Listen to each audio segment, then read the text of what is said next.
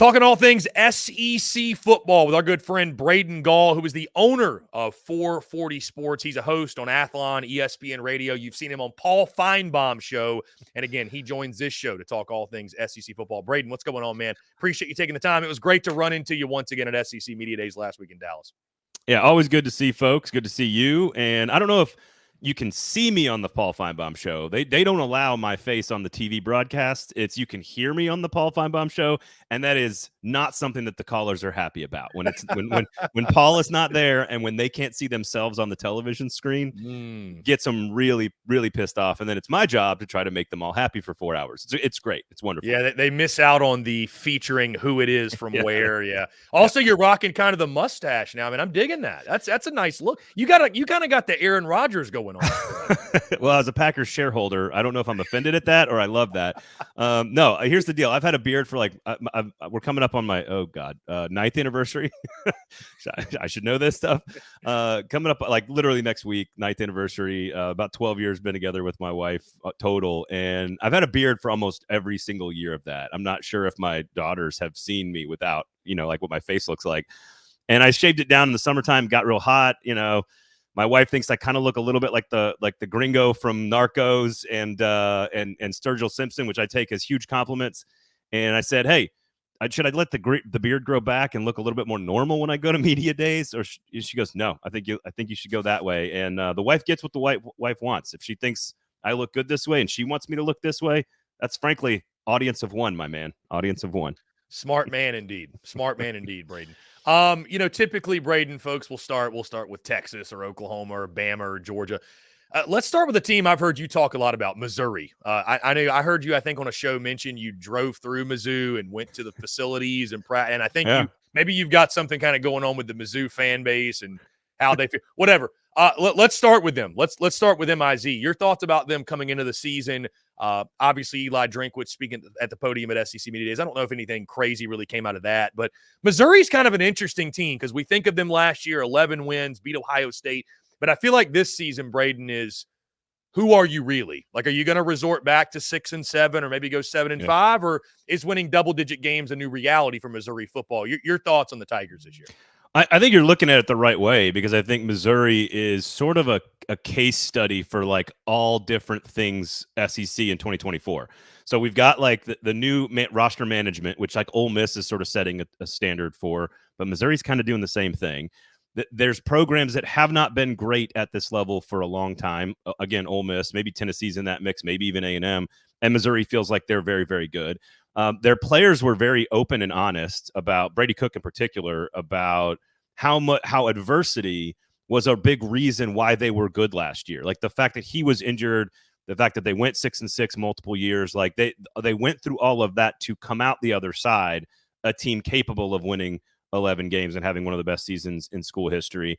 I think the perception, and I was guilty of this, the perception of Mizzou as an institution, very good academic institution, far more north just geographically than any other school. It always kind of felt like they were more of a Big Ten school. And, we went and stayed, my wife and I and the kids, we went and stayed in Lake of the Ozarks for an entire week in the summer, and really fun place. The kids loved it, swam in the lake, got out on the boat, the whole deal. But like, I'm the nerd who like makes them stop to get like brunch at like one of the best biscuit places in Columbia, Missouri. I'm like, guys, no, we're going to go tour the inside practice facility. You don't understand how cool this is. And like, we popped in and like checked out the whole new facility. And like, they're putting a lot of money into what they've got around the stadium. The stadium still needs a major big upgrade. It doesn't feel like a big time, massive SEC stadium, but they're doing a lot of the other stuff. The indoor practice facility, the weight rooms, the facility, like it's phenomenal. So they're getting there. And I just think they kind of represent everything about what 2024 is going to be. All those things, but more importantly, they are probably a drive or two from making the playoff or missing the playoff, in my opinion. I think a lot of teams are in that boat. LSU, Tennessee, Ole Miss, you name it. I think a lot of teams are going to be one quarter, couple drives, maybe a missed field goal, maybe a bad turnover between 9-3 and 10-2. And in Missouri's case, I think 10-2 is very possible. I think they might have the best offense maybe in the entire country. Like they are going to be great on offense. Great offensive line, quarterback, Burden. We know the whole deal. Defensively, they've got to replace a lot of pieces, a lot of NFL pieces. And if they go down to A&M and play one bad quarter of football, they're 9-3 and they're finishing 6th or 7th in the conference, and they're going to miss the playoff. If they can erase that one bad quarter of football somewhere, whether it's Oklahoma or Alabama or A&M or whatever, they could be 10-2. Now, the question with Missouri is also representative of 2024 in that how will the committee evaluate their resume? They don't have a lot of big non-conference bullet points, whereas like Tennessee, for example, could have a neutral site win over a top 25 NC State team. All the other, LSU, for example, is going to have potentially 2 wins over Big Ten teams in USC and UCLA. So there's like Missouri's resume, their construction, their place in the pecking order, the offense versus the questions on defense. It just sort of represents everything, I think, about the SEC. If you look around the league, Alabama, if you're going to ask questions, it's about the defense. Tennessee, if you're going to ask questions, it's about the defense. LSU, if you're going to ask questions, it's about the defense. They're all kind of built the same way. And Missouri sort of represents all of the things that we are looking forward to, that I'm looking forward to in the SEC. And I think their offense has a pretty high floor. But again, does that mean they get to 10 wins and make the playoff? I think that comes down to 1 or 2 good or bad quarters of football. Braden, great segue, because I wanted to ask you, and you mentioned about the possibility that Mizzou wins 10 games but misses the college football playoff. And I think, and I'm at fault of this, and it's funny, I was talking to folks at SEC Media Days that they're like, I'm still kind of trying to figure out how the 12-team playoff works from the standpoint of who is in it, auto bids, G5. Like, it's not as simple as, well, we're just putting the 12 best teams in. That's not it at all, actually. And so there was a scenario where, and I think the thought process, Braden, at least over the last couple months, and again, I'll admit that in our brains, we kind of think, okay, an SEC team wins 10 games, they're in, end of story. But let's just say there's 6 or 7 10-win SEC, 10 or more win SEC teams. They're not all getting in, Braden. So, I mean, do you think there's a possibility? Let's say Mizzou, Ole Miss, I mean, with their schedules, they go 10-2. Yeah. They're not all getting in. Somebody has to be left out. Ole Miss, Tennessee, and Mizzou could all be 10-2, and none of them will have played each other. So I think that's a new thing in 2024 in the SEC that we have to think about. LSU is another one that could be very good. Like, at A&M, I don't think A&M's out of the question in this conversation. I think they're at the bottom of that list, but I don't think they're out of the question. I agree. And so I think the way you have to look at it this particular year, this is just on paper going into the season. The ACC and the Big 12 look like probable 1-bid leagues, and you got the G5 taking 1. So it's kind of the best 9 teams this year. In other years, maybe there are 2 or 3 high-quality Big 12 or ACC teams that are going to take a bid. And maybe this year Miami figures it out and overcomes its coaching deficiencies, and the talent is maximized, and there's 2 really great ACC teams. I think Louisville could be really dangerous, Florida State, NC State. I think the top of the ACC is better than people think. But are they top 10 good? I don't think so. Same with the Big 12. So what you kind of have to do is work your way back, right? You go, all right, Big 12 takes 1, ACC takes 1, Group of 5 takes 1. So who are the best 9 teams? And it's pretty obvious that there are 4 Big 10 teams that are likely to get in. Maybe 1 drops out. That's Ohio State, Oregon, Michigan, and Penn State. One of those could easily fall out. Notre Dame, I think, is really, really good, and much will hang on that road trip to College Station in week 1. If they win that game, their resume is set up to get into the playoff at that point. If they lose that game, that could be the reason that they lose a spot. So you kind of have to look at it that way and go, all right, it's probably like 7 or 8, maybe 9 SEC teams for like 4 spots, maybe a 5th spot. So you kind of have to do it that way. And then I agree we could have 6 or 7 10-win teams.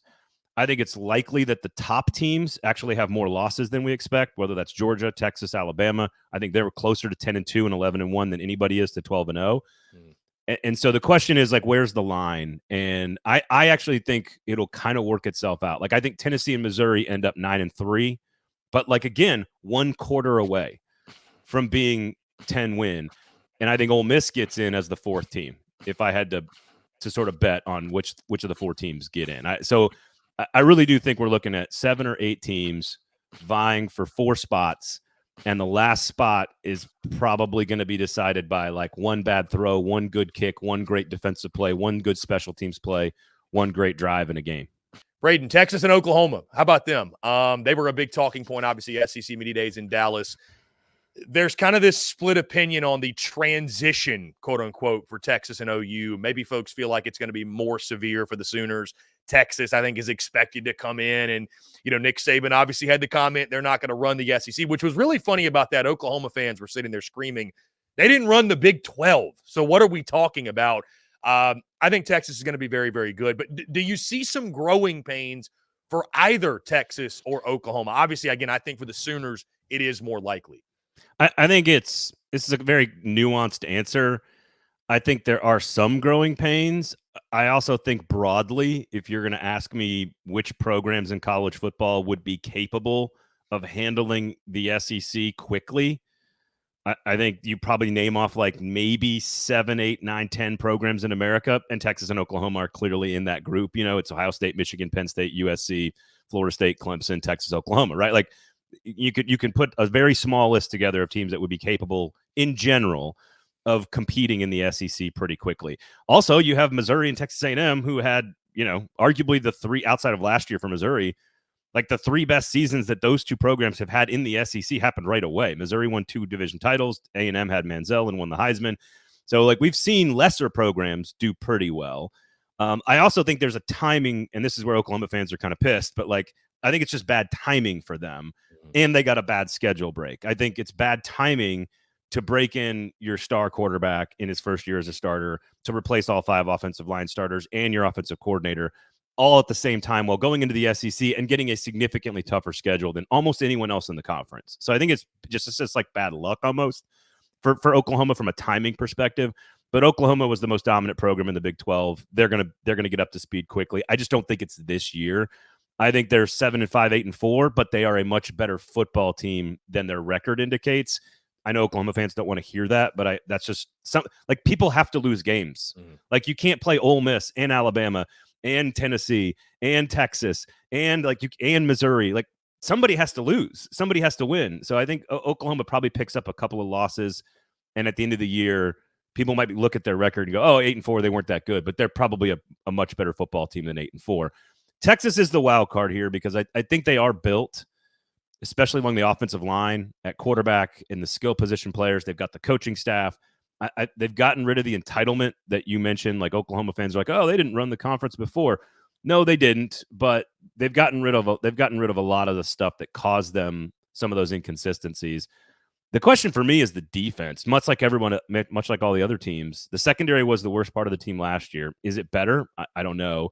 They lost 700 and whatever plus pounds of man, Byron Murphy and Tavondre Sweat, out of the middle of the defense. I know they went out and got some guys, but like it's hard to replace those guys. So much like everybody, I think Texas loses a game they're not supposed to, or falls somewhere along the way. Like I think A&M beats them at the end of the year. So the question is do they lose another game somewhere else? And then the follow-up is, well, okay, 10-2 with 2 conference losses. Is that top 2 in the SEC? It might be. Is it number 9 in America? Does that get them into the playoff? Probably. Especially if you have a win over Michigan on the road. So I think Texas is going to be very good, but I don't have them playing in the championship game. So if you want to call that acclamation, you can. I think it's more about the specifics of the teams and the situations and the schedules and the timing more than anything else. But I think Texas is in the playoff. I think the question is, where are they ranked? Another one of those potential 10-2 teams right there on the bubble, Braden, are the Alabama Crimson Tide. And it was, it was interesting at media days that, I think it was day 3 we woke up, and typically when it's Alabama day at media days, you wake up and you're like, hey, it's Bama day, right? And typically, obviously, it had been Saban for the longest. Now Kalen DeBoer, and I woke up and I remember thinking, it's Texas day. It's Sark day. And oh yeah, Bama's speaking. They're kicking off the day. Thoughts on Alabama, thoughts on maybe what you heard from Kalen DeBoer, if anything jumped out, but also, this upcoming season, you've got the SEC opener against the Georgia Bulldogs at Bryant-Denny. I think that's one of those games, Braden, that, I don't want to speak for everyone out there, but it feels like, we go into these seasons with this kind of everything kind of fits in this neat little box, and this is how things are going to go. And then there's all hell and chaos by week 5 and 6, and we're all scrambling, picking up the pieces. That's kind of one of those games where I feel like, Braden, everybody thinks Georgia's probably going to exercise some demons and win. But if they don't, it just changes the whole conversation in the SEC. we're having a much different convo in that following Monday. Your thoughts on what Alabama can be in year one of Kalen DeBoer? Do you think they're just going to pick up where they've left off and be Alabama, or is there kind of more to this, and DeBoer is going to have to, maybe some growing pains for him in the SEC in his first year? I think there's short-term and long-term ways to look at Alabama. And back to your point about sort of like the intensity of Alabama Day at media days. It's funny. I was standing in one of the back hallways and I'm kind of chatting with some folks, and Kalen DeBoer standing there, and like no one's around him. There's no police officers, and he's just sort of like lingering and he actually was just there for like hours, kind of just talking in the hallways. Like, and then at one point I'm standing there and Nick Saban walks by, and there's no one. He's just like carrying a briefcase with a sport coat on, and he's just like walking through, and no one's talking to him. No one interrupts him. I like make eye contact with him. I'm like, Nick, and he nods and he keeps walking. He doesn't know who I am, but like, he's being polite. And it's just weird because the guy used to go to the bathroom with police officers at SEC Media Day. Like, they would close the bathrooms and police officers would stand out and not let you in while Nick Saban goes to the bathroom. And to see this older guy, I mean older guy, meaning just like he's in his 70s, just walking around kind of by himself, like just kind of casually alone. I'm like, God, this is weird. this is so weird to see the greatest of all time just like strolling around when like you used to not be able to get close to the guy, like literally ever. And what's interesting about DeBoer, and I think I have Alabama in the championship game. I know the more things change, the crazier the seat, like new playoff, new divisions, new teams, new rules, like fascinating everything. The more things change, I'm still picking Georgia and Bama in the championship game. I think Alabama is actually underrated right now on paper. I think in the short term, they should be very good. Jalen Milroe is a Heisman caliber quarterback, top 3 or 4, maybe 5 in the country. He's an incredibly dynamic athlete. Kalen DeBoer has a proven track record of maximizing his talent at that position. He's a brilliant schematic game plan designer. They're going to have a better offensive line, a more versatile and creative running game. They are going to be better.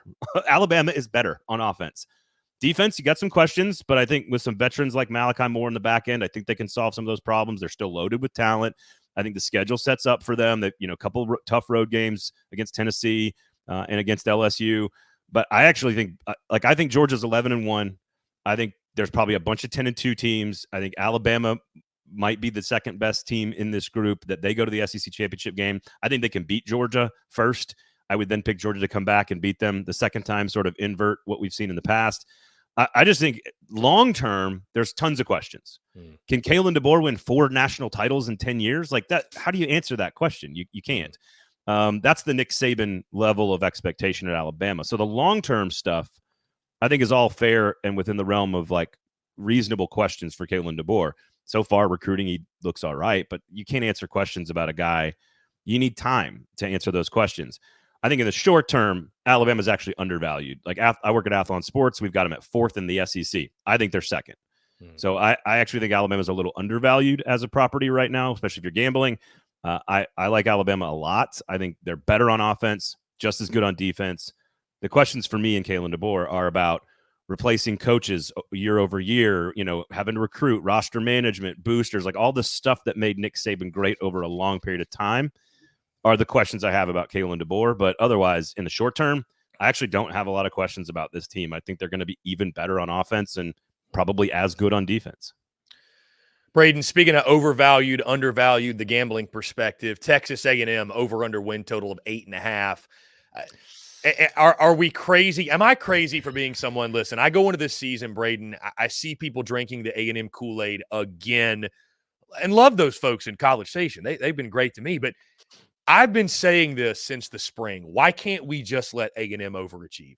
Like why can't we do it? Why can't we let them go 8-4 and say, you exceeded expectations. Good job, Mike Elko, in year one. And you just know, Braden, as well as I, that's just not the case. So am I the crazy one? Should we be drinking the Kool-Aid and saying Gigham's going 9-3, pushing for a playoff spot? Obviously come out the gate, like you mentioned, that game against Notre Dame. Do you look at them as overvalued, undervalued? Like, where do you sit with Texas A&M? So there's a lot of ways to look at this. And you're right. It is putting your hand directly back on the burner after like immediately recovering from burning your hand on the burner. I mean, it's different. Like the stories about Texas A&M football when Jimbo and Elko were there together were that there were 2 different football teams. Like the offensive practice field was run one way and the defensive practice field was run another way. The defensive meetings were run one way and the offensive meetings were run another way. and one was pure chaos and total like lack of focus and organization, and the other one was professional. And so I think there is an element of, we saw that culture problem on the sidelines for years. They got rid of it all. They paid $70 million to do so. And I think they hired the right guy. And there is no lack of talent on the team. So if Elko is the same defensive coach that we've seen everywhere he's been, Notre Dame, Texas A&M, Duke, if he's the same defensive guy, he's got dudes to work with. And as we just mentioned, there's a lot of teams in this league where their strength is on offense. So A&M, for example, against Missouri at home in the middle of the season, well, Missouri's strength is their offensive line, their quarterback, their receiving core. They're going to score a lot of points. What do you do to neutralize that? You have a great defensive line. So A&M has sort of the thing that not a lot of other teams have, which is this elite defensive front that's going to terrorize some folks and all the great quarterbacks in the conference. I think it takes some time. So I think they lose to Notre Dame. Maybe they beat them at home because it's crazy. It's the season opener. I think they lose on the road to Florida in week 3. And then I think they come back at the end of the year and they beat teams they're not supposed to because they've gotten so much better. I think they're going to beat Texas. So I think there's, I wouldn't gamble on this one because I think 8-4, to your point, would be considered a good season. I think 9-3 would be considered a great season. I mean, they're picked 9th by the media, so you can't really say they're being picked to like overachieve if they're being picked 9th in the conference. I picked them 8th, so actually I think they are a little undervalued. But I think that's because by the end of the year, that is a team you do not want to play. I don't think they're good enough to get to the playoff. I don't think they're good enough to get to 10 wins, probably even 9. But that is not a team you want to see in November. They're like, whether it's Wigman figuring it out, whether it's the offensive line coming together, they're going to be great on defense right away. And it's just a matter of time. Like, how long does it take for everything to click? And I think by November, and I don't have their schedule in front of me, but they've got some big games in the last 6 weeks of the season. I think they are a major spoiler for a couple of playoff teams, for sure. And you mentioned A&M going on the road, losing to Florida. So let's talk the Florida Gators. They've got that big one out the gate against Miami. We'll actually be in town for that one, my first game ever at the Swamp. So nice. Very excited for that one. But again, a couple weeks later, Texas A&M. So you've got them winning that game.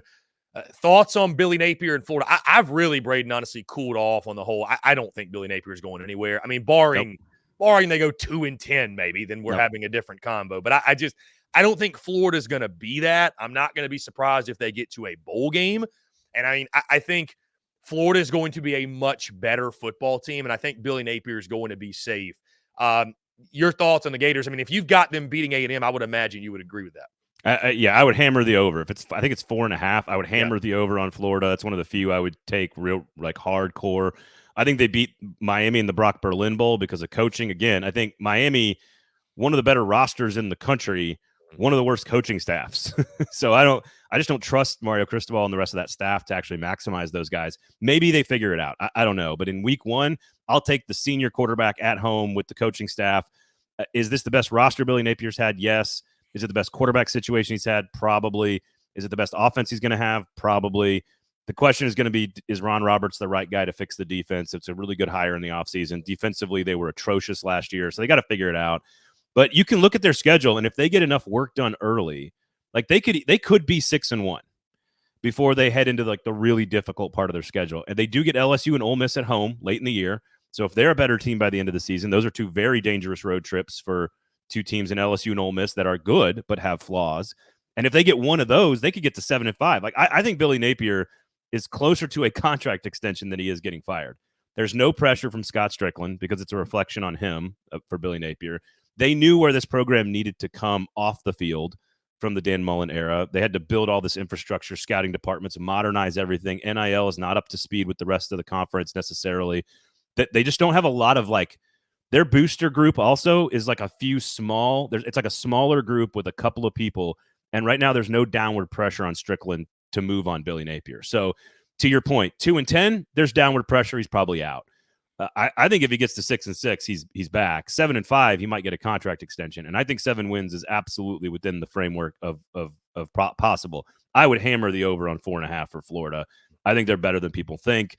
I just think Billy, like there's stability and sort of establishing culture. It does manifest itself in wins. And I think a game like A&M early in the year before A&M has sort of figured all that culture stuff out yet, that's where I think you can win a really close swing game, and all of a sudden you're a 6-7 win team and not a 4-5 win team. I think also too, Braden, you'd hate to lose out on DJ Lagway. The way they talk about him, I think you kind of want to see that one out. Need to win, but you'd like to see that. Here's the other thing, that if DJ Lagway takes a snap for Billy Napier the first time, it will be the first time in 4 seasons that Billy Napier gets a snap from a quarterback that he recruited. So giving the offensive guy a chance to develop his guy is also part of the equation. Like, if he's that good, like, again, he inherited everything else, right? He transferred from Graham Mertz, inherited Antonio Richardson, like very talented, efficient players, but he's never handpicked, selected, recruited, and developed his guy. DJ Lagway appears to be that guy. And by all accounts, again, very early in his career, people are raving about the talent the way we all raved about Nico at Tennessee, or Jackson Arnold at Oklahoma, or Connor Wigman at A&M. You hear the stuff behind the scenes, and it's like, oh, the dude knows what he's doing. And so I'd like to see Napier get a chance to develop his guy, and that means they have to probably get to 6 wins this year, which I think they're going to do. Braden, of the teams in what I would call the bottom tier of the SEC, Mississippi State, Arkansas, South Carolina, Vanderbilt, I don't know if you throw Kentucky in there, because I'm actually higher on Kentucky than I expected. But of the bottom tier, is there anybody down there you think can play spoiler? I'm not saying go win 8 or 9 games and be like a massive surprise, but do you think any of those teams, if you've glanced at their schedules, do you think could? I mean, I think for a couple of those teams, getting to 6 wins I don't know if it'd be a surprise, but it would be worth noting. Do you see a path for any of those? Because it feels like every year we've got a surprise team. Maybe Florida's kind of that surprise team, because I know some would lump Florida down there with them, which maybe is unfair. But is there any hope for any of those down that they can play spoiler? Well, it's all kind of relative to your own personal expectations, right? Like, my personal tier of teams that I think are better than people think, that are going to play spoiler, and someone could jump up and be very good, is Auburn, Florida, Kentucky. I think those 3 are all better than people think. They're all like roster-wise, Kentucky is the most complete roster of all those 3. I think Auburn has some tougher games, and Kentucky has a tough schedule. Florida has a brutal schedule. I think one of those 3 is going to be like an 8-win team, and I think all 3 of them are quote-unquote good football teams. The other 4 are absolutely and honestly, those 3 are the 3 that I think spoil stuff for people, right? Like Ole Miss is 10-1, and they go on the road and they lose to Florida in the Swamp. Like, that's a spoiler game right there. I think those are the 3 teams that spoil stuff for people. I think I don't know. South Carolina, Mississippi State, Arkansas, Vanderbilt, are they capable of knocking somebody off? Absolutely, especially at home. Hostile environments, all of those places, Williams-Brice, Fayetteville, like Starkville, all really hostile places. I did not mention my hometown of Nashville as a hostile place to play on purpose. But like, you could see any of those being a trap game, for any of these really good football teams, because that's the nature of the SEC. If you're asking me, can any of them overachieve over the course of a 14-week season? I'm not there. I think South Carolina is maybe the best of that group, but I mean, there's a chance 2 of these teams, change coaches at the end of the year. I mean, Bobby Petrino's shadow is going to be hanging over Sam Pittman the entire year, which I don't think is. I don't love that for Sam, but like, hey, he's the one who did it. So I don't know. Like, I think South Carolina again is the better team. I think Beamer has built up more equity with 2 good seasons his first 2 years. Schedule is brutal for all of them. I mean, it's just brutal. And Mississippi State, 2 returning starters with a coach in his first year as a head coach. Like, that's not a recipe for success. So I don't see anyone breaking out. Do I think one of them could get to a bowl game? Maybe. I might put South Carolina in that conversation. But I would say, again, if they're going to have all these teams at the top that are so good, that have such great quarterback play, that we think you and I are going to get to 9 or 10 wins, that means they're stocking, like, all these teams are beating the teams they're supposed to. And the teams they're supposed to beat are those 4 we just talked about. So I think there's maybe a 5-7 team in there. Maybe somebody gets to a bowl game, but I don't know. I'm interested to see what Levy's offense looks like. You want to create an identity there. Clarkley's taken over the play calling on defense. That's interesting. I think Diego Pavia at quarterback is a fun player to watch for Vanderbilt. Arkansas, it's just, unfortunately, and I love Sam Pittman for being honest, but he's like taking the whole thing head on anyway. Like, he's honest about it. I think that's unfortunately like a dead man walking kind of situation. And then South Carolina, Beamer's just sort of, he's just a fascinating dude to watch work. And so I think there's intrigue for sure, and maybe a couple of upsets, but I'm not sure we're seeing any really good football teams out of those 4. So, Braden, it sounds like you and I both agree that Billy Napier is going to be back next year. So I'll set the over under 1.5. 1.5 coaches fired at end of season. Over or under 1.5? If you change the question to coaching changes, I would take the over. I think, like, first of all, Clark Lee's a wild card in all of this because I think they want him to succeed. They're finally investing in the program. They have to be patient with him. You would, Braden, you'd be a great person to ask, too, because I hear that a lot. Like, Clark Lee's got to show something. I'm like, what does that even mean? I mean, I don't like. I mean, there's not even a stadium over there right now. Like, I don't even know. Right. Like, how can you expect a man to do good work when, like, he had no money for NIL, no ability to recruit? Like, I think that, like, basically they're kind of good either way. If they were to make a move on him because they have a terrible season, I think fans would understand. If they were to keep him because they had one good win and had an average to below average season, but they say, look, we need in time to invest in him, blah, blah, blah, blah. I think that makes sense too. I think there's really no decision that it doesn't make sense for Vanderbilt. So that's why it's hard to predict. They're the wild card here. I think Sam Pittman's probably out. If I had to guess, I think Beamer's safe. And I think Napier is back and people are excited about Lagway Napier offense 2025. I think the wild card to watch is a retirement from Mark Stoops. I think that's the wild card to watch. So to me, if you're saying, is there over under coaching changes, 1.5, I would say yes. I would take the over because that would give me Vanderbilt, Arkansas, and then some unforeseen thing.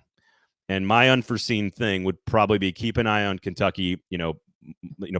Mark Stoops' father died of a heart attack on the sideline. It's why his brother retired early at Oklahoma. He flirted with the A&M job. I think he has capped out and maximized his talent and ability at Kentucky. Like, he's got nothing left to prove, in my opinion, at Kentucky. And I wouldn't, based on his family history and sort of the knowledge of the health and what it does to you. He's got the bourbon line. He's got the horse farm. Like, he doesn't have to prove anything. So I think there's, it wouldn't be crazy if somebody like that and something like that happened. I'm not predicting it. I'm not going to say that it's happening, but I just wouldn't be surprised. So I think keep an eye on that kind of thing taking place. I would keep an eye on Stoops in Kentucky. I think very highly of him, and I think he's done a masterful job over a decade, greatest coach in modern Kentucky football history. If they go 6-6, 7-5 again, and he's like, what else can I do? I've got a great defensive line. I have to change coordinators every year. Like, I could see him just saying, look, this is hard. Very interesting. Braden, one final over-under, and we'll get you out of here. SEC playoff teams. I think 4.5 would be, if I were, setting the lines, over-under 4.5. We going SEC playoff teams? If you're asking me as a committee member who are the best teams in America, I would say over. Yeah. If you're asking best 9, let's say, again, following the rules of the automatic bids. If you're asking me to predict what happens, I think it's 4. So I would go under. I think it's Georgia, Alabama, Texas, and Ole Miss. I think those 4 get in. If you're asking me, do I think Tennessee or LSU or Missouri or A&M or Oklahoma is better than, a 10-2 Notre Dame or a 10-2 Penn State or a 10-2 Michigan? Like, I think I can make the case that they are. But I think the committee's going to look at it and go, oh, 4 Big Ten, 4 SEC, Notre Dame, 1 from the ACC, 1 from the Big 12, and 1 from, let's call it Liberty or whatever. And it'll feel real balanced. It'll feel real smart. And at 10-2, Penn State's probably worth the consideration as well. So if they got to beat West Virginia on the road in week 1, that's going to be the one to watch. If they lose to West Virginia in week 1, that's where the SEC could be like, oh, that's our chance to sneak in. If Notre Dame loses to A&M in week 1, that could be the SEC's chance to get a 5th team in. So you got to really keep an eye on a lot of teams around the country, and it's going to be a lot of fun to watch. I can't wait for ball, man. Braden, maybe the better question is how do the fan bases in Knoxville, Baton Rouge, how do they react if and when their team gets left out of the playoff when they win, let's say, 10 games? I can't wait to see that. I don't think that's. I hear you, and I agree with you. It would be bonkers, but I don't think that happens because, again, like for Alabama, in my opinion, to be second place, they probably have to beat Tennessee. They probably have to beat Oklahoma. They probably have to beat LSU. So like you see what I'm saying? Like if you start doing the math, it'll work itself out. Like eventually someone has to be 9-3. And I think what'll be interesting, and this is what's fascinating, like, let's say it's Georgia that's 9-3. Very, very unlikely. But let's say it's Georgia and their losses are to like number 1 Texas by 3 on the road, to number 2 Alabama by 3 on the road, to number 6 Ole Miss by 3 on the road. And you're like, wait a second, we lost 3 games, but we lost 3 games to 3 playoff teams, all on the road, all by a single score. That's where you can go to the committee and go, why would you not award us for playing an incredibly difficult schedule? And while I think Notre Dame's a very good football team, they have more of like a 2 or 3 game schedule than somebody like Georgia, where they also have to play Florida in the cocktail party and Tennessee at home, and like they got a tough schedule. If Tennessee's 9-3 and their 3 losses are to Alabama by a score, Georgia on the road by a score, and Oklahoma on the road by a score, Tennessee's going to be like, look at our schedule. We beat everybody else. We beat Florida. We beat Kentucky. We beat Arkansas. We beat Mississippi State. We beat NC State, a top 25 ACC team. We beat everybody, and our 3 losses are to very good football teams. Like that's going to be the argument. Missouri is an interesting one because they don't have the strength of schedule to sort of make that argument. Like they have to win their key games, and Ole Miss is kind of the same. Ole Miss, they're not going to have the strength of schedule to go to the committee and say, look at like Missouri at 10-2 is the only one that I think could get left out because they would have basically 1 elite win. And if that elite win is an 8-4 Oklahoma team at home, that's where you could kind of see the committee going, no, they didn't do enough. And maybe I disagree with that personally. If Missouri's 10-2, I probably think they're one of the best 8 or 9 teams in the country, but the committee's going to have to leave somebody out if that's the case. And I think it'll work out. I think LSU's 9-3. I think Tennessee's 9-3. I think Missouri's kind of on the line there, probably 9-3. Very good football teams, but probably not good enough to be top 9. And I think that's kind of like, again, this is where it starts our very first conversation. I think we are in for the most exciting football season of our lifetimes, and the fate of probably 6 or 7 teams is going to come down to a few drives and a few plays, and that is exciting. And so I'm looking forward to it. Braden Gall, owner of 440 Sports, Athlon, Paul Feinbaum show. He's all over the place. Braden, let folks know where they can check out your work because, again, you're doing so much fantastic stuff. Yeah, over in the sewers on the Twitter machine, you can get to me at Braden Gall at 440 Sports. 440 Sports YouTube page if you want some SEC content. It's sort of more of an interview format where we try to sit down and talk and have long conversations with folks in and around the SEC world. We kind of do it a little differently, so come over and check it out over there. And obviously, we cover everything in Tennessee. My company is a Nashville-based company. We cover a lot of things in the state of Tennessee. So otherwise, go buy a magazine, Athlon Sports. We do appreciate the support. But yeah, Twitter is kind of my drug of choice still, I guess. I don't know for how much longer, but at Braden Gall there and at 440 Sports, which is 440 Sports on YouTube. So we do appreciate it, man.